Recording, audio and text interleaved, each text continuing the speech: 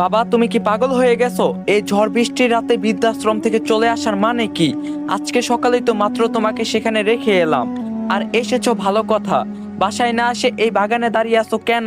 তোমার না বৃষ্টিতে ভিজলে ঠান্ডা লেগে যায়? আমাকে আর কত জ্বালাবে তুমি? কবে নিজের খেয়াল রাখা শিখবে? একটানা কথাগুলো বলে গেলাম বাবাকে উদ্দেশ্য করে। বাবা আমার কথায় কর্ণপাত না করে উল্টো দিকে হাঁটা শুরু করলো। আমি পেছন থেকে বললাম, আবার কোথায় যাচ্ছ?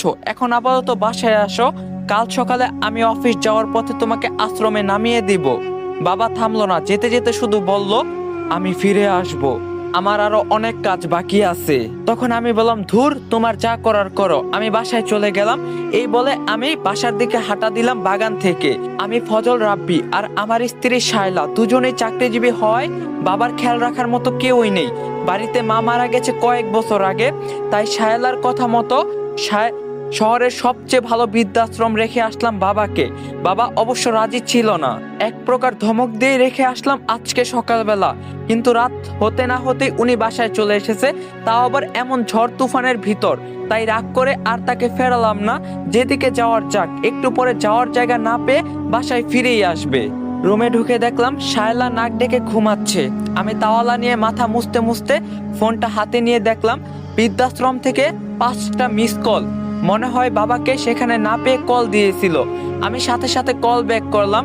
ওপাশ থেকে সালাম দিয়ে বলল, রাব্বি সাহেব, একটা মর্মান্তিক ঘটনা ঘটে গিয়েছে, আপনাকে কিভাবে যে বলি, আপনি নিজেকে শান্ত করুন। তখন আমি বললাম, ভাই, আমি জানি বাবা বৃদ্ধাশ্রম থেকে চলে এসেছে, চিন্তা করবেন না, আমি কাল সকালে বাবাকে নিয়ে আসব। তখন ওপাশ থেকে লোকটি বলল, আপনি কি পাগল হয়ে গেছেন রাব্বি সাহেব? আপনার বাবা কিছুক্ষণ আগে ফ্যানের সাথে গলায় দড়ি দিয়ে আত্মহত্যা করছে। এই খবর দেওয়ার জন্যই আপনাকে বারবার কল করছিলাম, কিন্তু আপনি রিসিভ করেননি। তখন আমি বললাম, এত রাতে কল করে আপনি আমার সাথে মজা করছেন? আপনার বিরুদ্ধে আমি হ্যারাসমেন্টের মামলা করব। আপনাকে দেখতে তো ভালো মানুষই মনে হয়েছিল, কিন্তু এসব কি ভাই? তখন লোকটি বলল, দেখেন রাব্বি সাহেব, আপনি আমাকে ভালো ভাববেন নাকি খারাপ ভাববেন তাতে আমার কিছুই যায় আসে না। আপনার বাবা একটু আগে মারা গেছে, কাল সকালে এসে তার লাশটা নিয়ে যাবেন।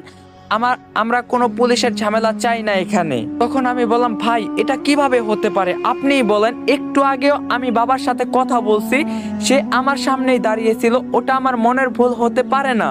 তখন লোকটি বলল, কাল সকালে এসে যখন তার লাশ দেখতে পাবেন তখন বিশ্বাস হবে আপনার। নেশা টেশা করে আবল তাবল বলতাছেন, আপনাদের মতো বড় লোকদের ভালো করে চেনা আছে আমার। গাইস, গল্পটা এত ইন্টারেস্টিং যেটা বলার বাইরে। ফুল গল্প ইউটিউবে আপলোড হয়ে গেছে। টিকটক আইডির বায়োতে ইউটিউব চ্যানেলের লিংক দেওয়া আছে, আশা করি সবাই যা দেখে আসবেন। টিকটক আইডির বায়োতে ইউটিউব চ্যানেলের লিংক আছে, সবাই যান। আর ইউটিউব চ্যানেলের নাম ইয়ামিন অন ফায়ার 2.0। যারা যারা টিকটক থেকে যাবেন একটা করে কমেন্ট করবেন, সবাই রিপ্লাই দিমু।